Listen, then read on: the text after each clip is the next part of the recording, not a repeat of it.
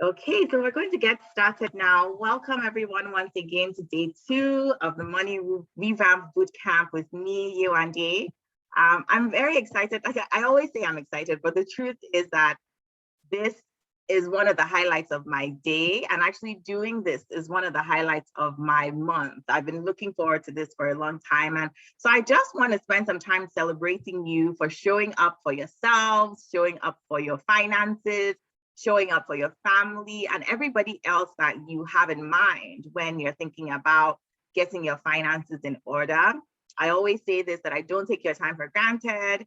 And I don't take for granted that you could be anywhere else. You actually could be anywhere else. You could be learning from anybody else, but you chose to be here today.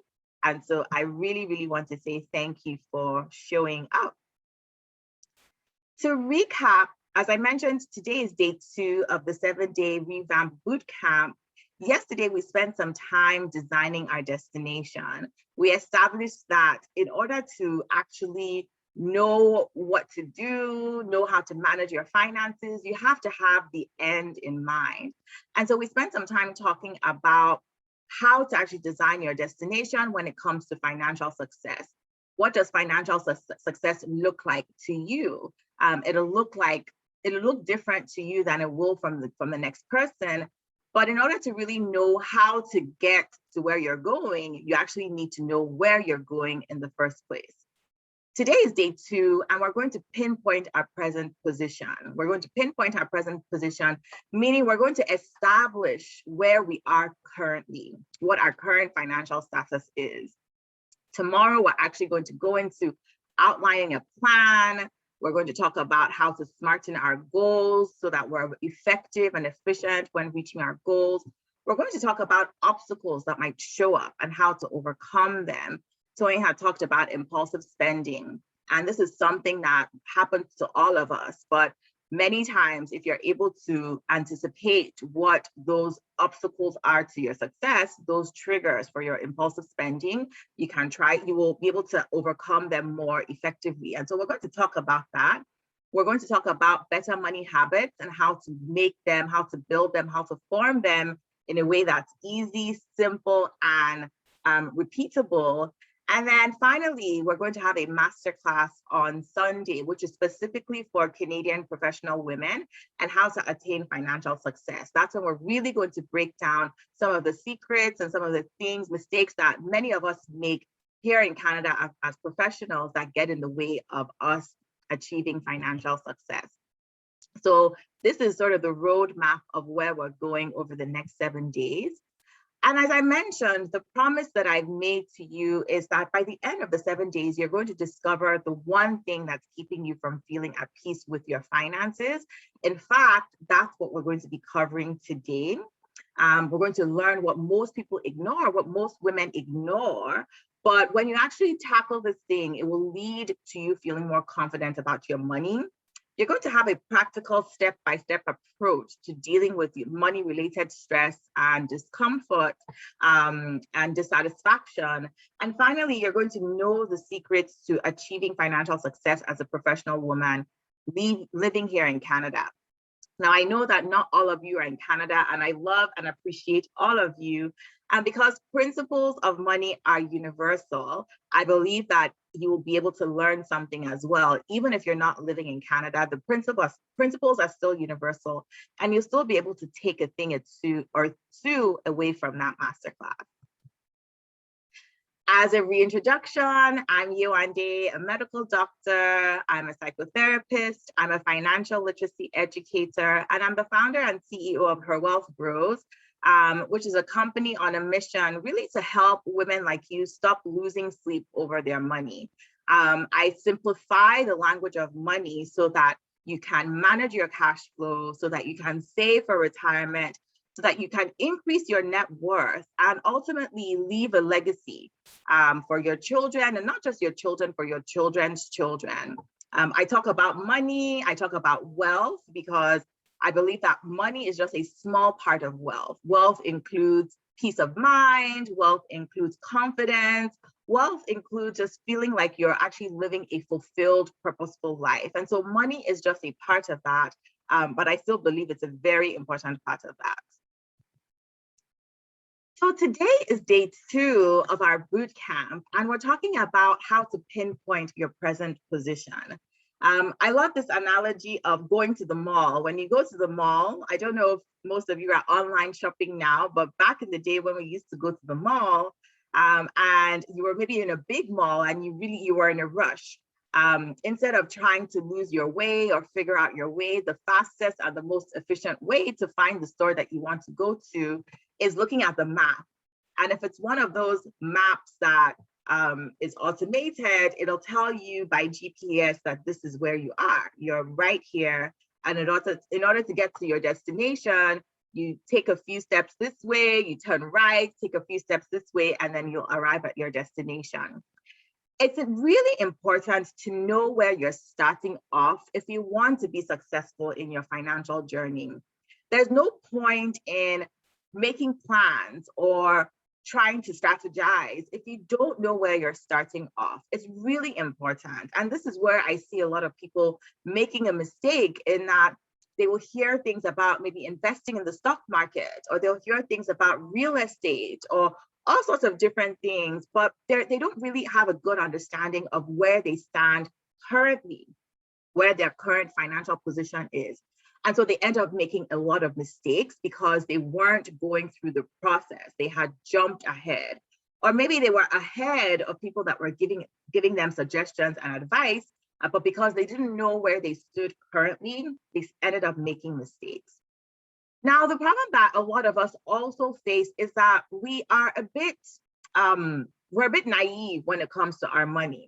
Not to be insulting, because I'm also speaking to myself. This was me many years ago. We're a bit ignorant when it comes to our money. And I love this quote. I wasn't able to find the original author of this quote, but it says, "Faith is facing reality without being discouraged by it." Faith is facing reality without being discouraged by it. Because the truth of the matter is, many of us are not where we want to be financially. Even if you feel like you're doing okay, you always know that there's room for improvement. I believe that if you're a woman on this call, you're the type of woman who wants to do better. You're the type of woman who always knows that growth is essential to life. And so if you're not growing, they say that you're actually dying, right? And so if you're here on this call, even if things are okay, I know that you're the type of woman who is seeking to do better. But the important part is that facing reality is the first step to doing better. Because how can you hope for an improvement if you actually don't know where you're starting now? But knowing that even as bad as things are, if things are bad for you, even as bad as things are, even as average or as mediocre things are, you don't get discouraged by it. You know that, okay, this is the first step. It can only go up from here. So once again, I love this quote on faith, which is facing reality without being discouraged by it. You keep putting one foot in front of the other and moving forward. Okay, awesome. Adenike says, yes, that's what I need. I don't know at which point you put that in the chat, but I'm excited that what I mentioned is exactly what you need. Thank you for that. So to tackle the first promise of this bootcamp, which is realizing the one thing that's keeping you from reaching that financial peace, reaching that peace of mind when it comes to your finances, feeling at peace when it comes to your finances, this one thing is what's keeping you from feeling that peace, and it's staying in the dark. Like I said, being naive about the state of your finances, being ignorant about the state of your finances, not meaning that as an insult, because like I say, we all fall into this situation in one degree or the other. But there's a saying that says, when you know better, you do better. The trouble is that many of us are comfortable in the dark. And in a couple of slides from now, I'm going to explain why that's the case.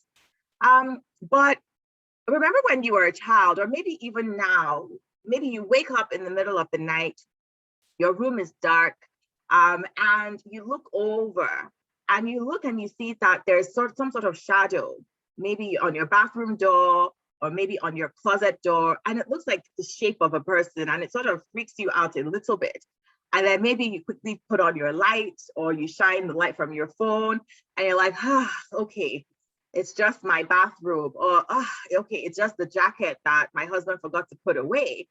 So even though it looked like the shape of a person that freaked you out, as soon as you put the light on, you got that sense of peace, that sense of calm. It's the same with our money. It's the same with our finances. Many times we have all this imagination about what our money is, what our money is doing, what it's not doing. We're feeling bad about our spending habits. We're feeling bad about our saving habits. We're feeling like we're behind because you see on social media, people talking about investing and buying property, and you're feeling like you're behind. And every day you're just sort of feeling low and upset about the state of your finances. But you haven't actually taken the time to sit down and say, okay, let me even open up my account. Let me even do all these calculations and see where I stand. Because the minute you do that, one of two things is going to happen. You're either going to realize that, you know what, I'm actually not doing so bad. I'm not doing so bad. I had all these imaginations of how bad things were, or I could be doing so much better, or you're sort of beating yourself up over mistakes that you may have made in the past.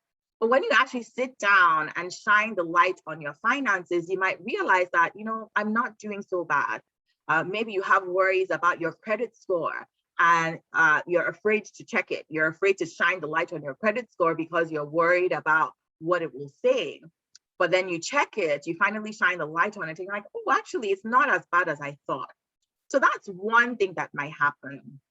The other thing that might happen is that, finally, I know where I stand. It's not that great. I could be doing better, but now I know what to do next. Now I know what to do next. Because if you don't know where you are right now, if you don't know your current position, there's no way for you to strategize. There's no way for you to actually know what to do next. So once you actually take the step of shining the light on your finances, you're either going to feel a sense of relief because things aren't as bad as you thought they were, or you're going to feel a sense of relief because finally you're taking steps to doing something about it instead of burying your head in the sand.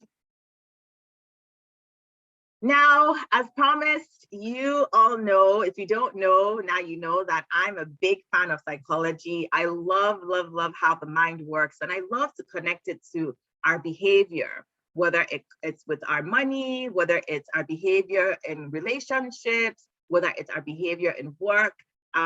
This is something that I love to do. And I strongly believe that when I explain why you're doing what you're doing, it makes it much easier for you to overcome the challenge. So when I explain why you're avoiding your finances, when I explain why you're procrastinating on your finances, it makes it easier to actually take steps towards overcoming it. So for something like avoiding your finances, avoiding really taking a close look, shining an eye on your bank statements, shining an eye on your investment accounts. Maybe a few years ago, someone approached you to open an RRSP somewhere. You opened it because it sounded like a good idea, but it's sitting somewhere and you don't even know what it's doing. But for some reason, you're procrastinating and avoiding actually going there and seeing what is actually going on. Or maybe you're supposed to meet with a financial planner, and you keep avoiding and procrastinating, even though it's something important for you to do. Something that people procrastinate and avoid on is preparing their wills, right? Taking out insurance because they believe that if they do that, it's a bad sign or a bad omen, so they procrastinate. And I really just want to take some time to explain why that happens. It's a defense mechanism. It's actually a protective mechanism, because if you think about how human beings have evolved over centuries, over time, we are human beings who love to be, we love to preserve ourselves, right? Everything we do is to multiply. Everything we do is to reproduce and multiply, right? So we would never put ourselves directly in the face of danger. The human beings that would reproduce and multiply are the ones who would be able to assess danger and avoid it. So whether it's knowing that if you go down this desert path for too long, you're going to stray away from the collective and you're more likely to be attacked by a wild animal, for an example. Or if you stay too long late at night in the desert area, in the desert plains, I'm talking again centuries ago, if you stray too far away and the sun starts to set, you might freeze to death. So you avoid doing certain things in order to preserve yourself, right? This is just how human beings have developed. However, in this day and age, of course, our self-preservation isn't against a wild animal. It's not against the scorching heat. It's not against the freezing cold. Our self-preservation is more social. It's more social. So things like embarrassment, right? Things like failure, things like shame or guilt, they still carry a lot of weight when it comes to what our brain perceives as a threat, what our brain perceives as danger. So even though it's not the same kind of physical danger as we evolved in, it's more social and emotional danger. And so when you are in a state where maybe it's been a couple of months and you've spent so much money, you know that you spent so much money, but at the same time, you also know that in order to get ahead, you need to actually look at your statements, you need to actually budget and plan, but you keep putting it off and you keep putting it off and you keep putting it off. The reason you're doing that is because you're avoiding what your brain is perceiving as a threat or as danger, whether it's shame, whether it's guilt, whether it's regret, whether it's that voice that tells you, once again, you've been irresponsible, right? So your brain doesn't want to subject you to that emotional threat. And so what do? You do everything else but looking at your finances. Or maybe in the case of a will, the case of insurance, you put it off because your brain is telling you, Yewande, why would you want to subject yourself to the thought of you passing away? Why would you want to subject yourself to the idea that one day you're not going to be here? And so you procrastinate and you procrastinate and you procrastinate. And so I want to tell you that if you find yourself avoiding a situation, if you find yourself procrastinating on a situation, it's because your brain is trying to preserve you. It's trying to protect you from embarrassment, shame, failure, and all of those things. And how do you get over it? You get over it by really shrinking. We will talk about this later on in the boot camp, but there are things like reminders. There are things like accountability, having someone keeping you accountable. There are things like really breaking up and shrinking the task into the smallest possible unit so that you tell yourself, okay, I'm only just going to spend 10 minutes on this thing, then I'm moving on to something else. So it really shrinks down the threat that your brain is perceiving. And I don't want to get too much into detail because it's going to be coming up later on this week. But I just wanted to explain why many of us like that comfort of ignorance, that comfort of staying in the dark when it comes to our finances. It's because we don't want to face the reality that we've messed up, or that things aren't the way they should be. I want to quickly, let me just check the chat. I really need to stop procrastinating. Irene, I hear you, I feel you, trust me, I'm with you on that one too. I want to talk on financial intimacy. Financial intimacy, and I think when we hear financial intimacy, automatically we think about couples. And in fact, yes, financial intimacy is important between couples. And it's something that I actually do discuss in an upcoming course that I'll be telling you more about later on in the week. My husband and I, we've decided that we're going to sit down and just talk about how we manage our finances together and how it brings us closer. So that topic of financial intimacy will be coming up in the future. But today, I really want to address it in the context of, first of all, let me define financial intimacy. Financial intimacy between two people or within yourself is a state of closeness, togetherness, and a detailed knowledge or deep understanding of one's finances or of each other's finances.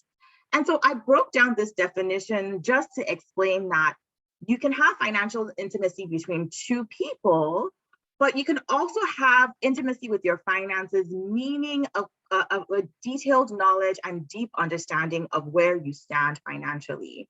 And so, yes, even though it is important for couples who work together, who live together, who manage a household together to understand, to have that closeness and togetherness when it comes to their money, which, like I say, will be coming up in a future course.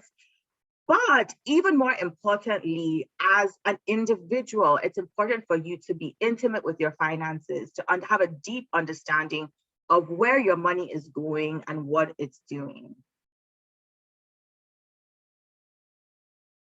I always come back to this analogy of working out, right? When you start on a fitness journey, just like a financial journey, and maybe you've had the experience that you've worked with a personal trainer, or maybe you've done some videos online or a fitness course. One of the first things that they get you to do is weigh yourself or measure yourself or take pictures, right? At the very beginning, they get you to assess where you're starting off with now. They don't say, once you're fit, once you have your six pack, once you have your waistline has completely disappeared, then we're going to assess you and measure you. No, they do that at the beginning so that you know where you're starting and you know what needs to be worked on. Is it your waist? Is it your arms? Is it your back, right? What is it that needs to be worked on? That's the only way that you can strategize. And you'll find that a lot of these trainers or these programs, once they have an assessment, if they're trying to be as efficient as possible, they'll get your baseline and they'll say, you know what, based on what we see, these are the challenge, these are the problem areas, and these are the things that you need to do. These are the kinds of meals that you need to eat. This is how much sleep you need to get, and they sort of walk you through what to do based on the initial assessment. It's the same thing with our finances, right? As I mentioned, when you know where you're starting, it's going to be so much easier for you to target what to do next, to make a plan that's efficient. Because if you spread yourself across all the different areas of financial well-being, you're not going to be able to get the momentum required to keep that encouragement going. So these I call the 5 pillars of financial well-being, the 5 pillars of financial well-being, where we talk about your earning, so your income, your spending. Are you managing your spending appropriately, or are you impulsive? Your saving. Have you optimized how much you're saving, or are you putting it on the back burner? There is sort of a basic financial principle that says, pay yourself first, or pay yourself before everyone else, right? Meaning that, are you setting aside that savings before purchasing groceries, before paying whatever designer it is that is your flavor, before even the bills, right? Are you paying yourself first? Definitely something that we can talk about a little bit more. But what is your saving like? The saving part, the saving pillar of your financial well-being, what is it like? And then investing, because if you don't know by now, managing your spending and saving isn't going to get you to a point where you are financially independent or where you're even wealthy, right? Where you feel like, okay, I've reached a point where I don't need to work anymore. If I choose to work, I will continue to work, but I don't need to work anymore. Investing is critically important because even now, the Canadian Statistics Canada is projecting that inflation is going to be up 4% by the end of this year. Normally, it's between 1% to 2%, but this year it's going to be 4% at least. What does that mean? It means that if you're just saving your money in a bank account, by the end of the year, your money will not have as much purchasing power. If your money could buy a bag of rice with $5, by the end of the year, it's probably only going to be able to buy a piece of chocolate, right? Just to simplify things. So if you're only saving, your money isn't really growing. You might as well be putting it under a mattress. And inflation is going to gradually decrease the value of your money. This is why investing is critically important as a financial pillar. And then finally, protecting. I alluded earlier to insurance. I alluded earlier to estate planning, meaning having a will, right? These are the 5 pillars to financial well-being. And this is how we're going to assess the current status of your financial well-being. The reason we're doing this today is because the gold standard is actually to calculate your net worth, right? The gold standard is to calculate your net worth. When we talk about gold standard in medicine, not to get too technical, but say somebody came to the emergency department and they had belly pain, right? They had belly pain on the right side of their belly, in the lower part. One of the things that we think of is, okay, could this patient have appendicitis, right? That's the first thing we can think of. Now, the gold standard to diagnose appendicitis would actually to take the person to the operating room, open up their belly, or maybe put some cameras in their belly and actually see with your own eyes the inflamed appendix. That's what we call a gold standard, where that is the standard of the diagnosis. That's a standard of assessment. But we don't always have that luxury. And it's not every time that somebody comes in with pain in the right lower part of their belly that it's automatically appendicitis. So there are other tests that we can use instead of taking the person to the operating room. And some of those tests would be something like an ultrasound or a CT scan. So even though they're not the gold standard, they're still good enough. They're good enough. Now, calculating your net worth is the gold standard when it comes to assessing your finances, the state of your finances, the health of your finances. And to just really simplify it, your net worth is collecting everything that you own. So your assets, everything that belongs to you, everything that you own. So all your investments, the cash in your savings account, the cash in your checkings account. If you own a home, the equity in your home that belongs to you. So everything that you own, then you subtract your liabilities, meaning everything that you owe. So whatever personal loans that you have, credit card debt, the mortgage of your home, anything that you owe, student loans, right? You take what you own, subtract what you owe. And the balance of that is your net worth. For some people, their net worth is negative. For some people, their net worth is positive. It doesn't really matter. For the purposes of what we're talking about today, just knowing where you are is our target. Knowing where we are is our target. But because it's a boot camp and gathering all your assets and your liabilities is probably not something that we can do in one night, we're using a different test, which is an assessment of these pillars of financial well-being, plus a 6th one that I added, which is communicating. So we spoke about earning, we spoke about spending, we spoke about saving, we spoke about investing, we spoke about protecting, and then I added communicating. And this again ties back to the idea of financial intimacy, whether it's with your spouse, if you're part of a couple, or even communicating with yourself, checking your accounts, doing your tracking, right? Setting your reminders for things like your budgeting, communicating with yourself, even if you're part of a couple or if you're single, still having a good sense of where you stand financially is always a good idea. And so yesterday, the homework was to design your ultimate destination. So you have an idea, a vision, a dream of where you're going. Today, the homework is going to assess where you stand now. And all I want you to do is give yourself a score out of 10 in these 6 categories, a score out of 10 in these 6 categories. When it comes to earning an income, how would you score yourself? Do you feel like you've reached your potential or you're reaching your potential? Or do you feel like there's room for improvement? And out of 10, 1 to 10, 10 being you've reached your potential, you're earning your maximum and you feel really good. And then 1 being you're nowhere even close, I want you to give yourself a score. Spending, earlier on, we spoke about impulsive spending. Where would you rank yourself from 1 to 10? 10 being you have full control of your spending, meaning that you have a budget and you stick to it. You have a strategy, whether it's using gift cards to spend, or whether it's using a special spending account that you transfer money to every month. And once the money is done, no more spending. Do you have a strategy, and how would you rank that strategy? Do you feel content? Do you feel satisfied with your spending habits?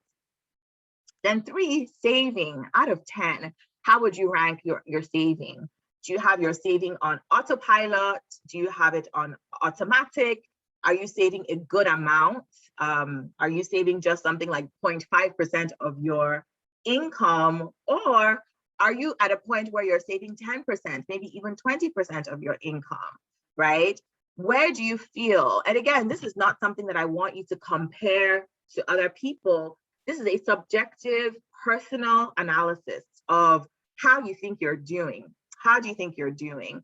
I'll say that I believe that the average, I don't want to guess, but I think it's around 3%, maybe even less now, that the average Canadian saves 3% of their income. I think it might be less. So that's definitely something to look up and see how are you doing relative to the average. I don't want you to compare to what your friends are doing. I don't want you to compare to what people on social media are doing, because I know of a couple who managed to save 70% of their income. And because of that, they were able to retire early. I don't want you to compare yourself to the extremes, but think about the average. This might be something that you can quickly search. What is the average Canadian saving? And see how you feel. Do you feel like you could be doing better? Or are you at a stage right now where you know that, you know what, things are pretty tight, I'm focusing on other things, and I know that I'm doing my best right now, and I feel pretty good about my savings goals right now. The number 4, investing.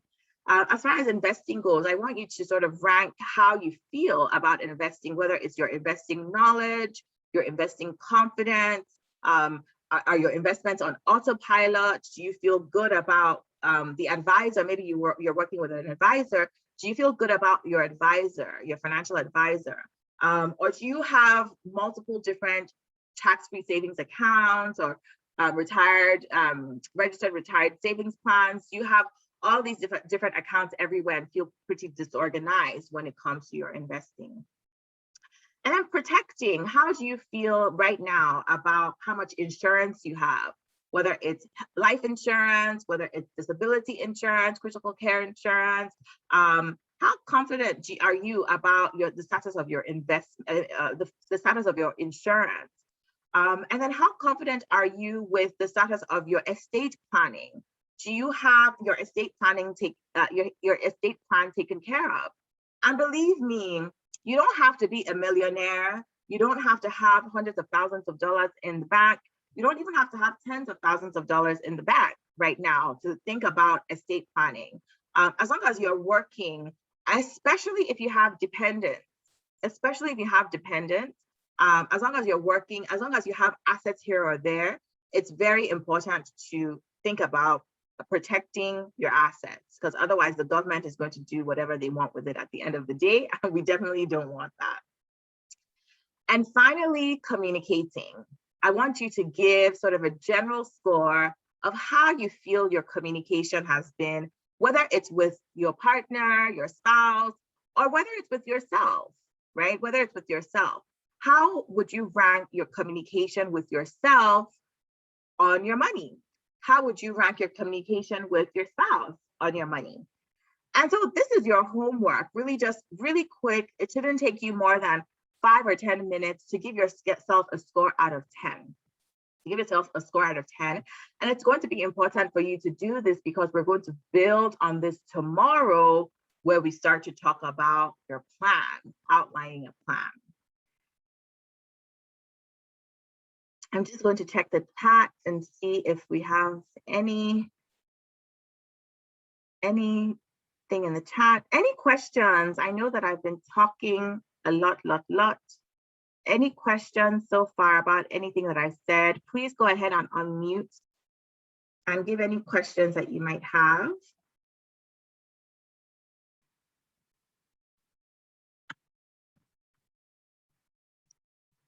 Is everything clear, or anything that you wanted me to go back to or talk a little bit more about?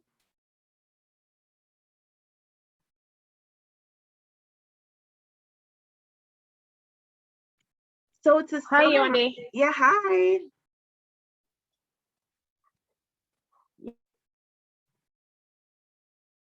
Yes. Would it be okay to use one of those online programs, or what would you suggest? Using a professional or just something basic online? Sorry, can you repeat that about online professional on what? I missed part of that question. Yeah, on estate planning and Okay. writing a will. Sure. Yeah. So I'm aware that there are some online programs. Okay. Yeah, would you suggest that, or would we have to go and pay a professional to sit with us and just do that? Yes, I recommend you actually meet with a professional. When my husband and I were preparing ours, I actually asked my friend the same question. She's a lawyer. And I asked her, like, I know that there are these online programs where you put in your information and they can do it for you. But she said not to do that. First of all, because I wouldn't know where they would keep the duplicate. So for us, when we did ours, we have a copy, and then the main office has a copy in their sort of fireproof location. I'm always one to seek professional help when it comes to things like this, because I want it to be done right. But then I also know that not all of these things are necessarily affordable. So if all you can afford right now is the online version, it's definitely better than nothing. But if you can afford to see a professional, I would always recommend that over trying to DIY a document that's really important as it will. And we didn't actually have to go into we went into the office for the signature, but we did the interview online. They asked us the questions online. We filled all the stuff ahead of time. The only time we had to go into the office was just to sign in front of them. And that took about 5 minutes, and then we were done. Okay, thank you very much. Thank you. You're welcome. Are there any other questions?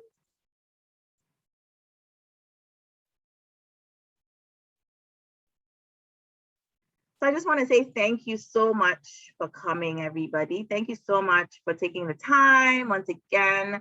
I appreciate you. It always excites me when women are interested in just getting their money together, because I say this a lot. I firmly believe that the more women, especially women like you, who have a heart to do good, the more you are connected with your finances, the more everything is in order, the more you are available to actually do the work that you are designed to do, because you're not constantly thinking about, I don't have the money for this, I don't have the money for that. Money doesn't become this shackle that's holding you back from living out your purpose. And as I always say, yes, wealth is important, but we're not talking about millions and millions of dollars here. You don't have to have millions and millions of dollars to actually feel that freedom. But once your spending is in control, once your saving is in order, once your investments are in order, once you reach your earning potential, right? Once your estate planning is in order, then that sense of peace, to me, that's wealth, right? To me, that's wealth. And there isn't a whole lot of, just doing that, once you have that, the more money on top of that, it's nice, but it's not essential. It's not essential. For me, wealth is the peace of mind that comes with having organized finances.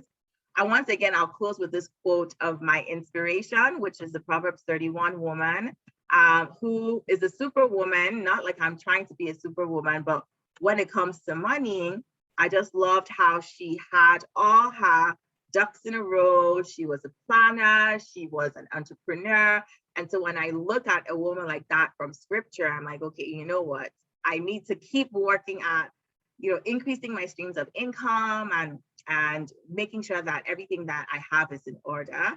The Bible says that she's clothed in strength and dignity. She laughs without fear of the future. And to me, that's true wealth, when you have that peace of mind.